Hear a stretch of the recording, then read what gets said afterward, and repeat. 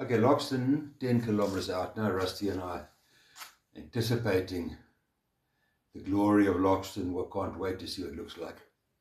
But we kept guessing as we approached the horizon. And now we're getting through to the cuttings and closer and closer. And what happens down there? Where is this village? Left or right forward? Oh, down there it is. There we go. Look down at Loxton now. And there are two people waving. Now there are three people waving.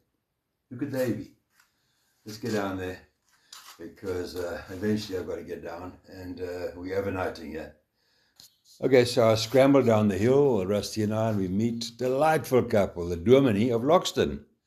Koos is his name, and his wife, and a gentleman called Eric. Sounds like Eric's from France, and he's the main sort of, he jams in Loxton. Hasn't got a lot of smiles, but he's I can see he must be a good guy. And but such a delightful encounter. So I posed with these guys, and I just can't remember the Dominie's wife's name, but you see, we're not all professional. She took a photo of us, and I think got it all upside down, but you know what, we're all learning.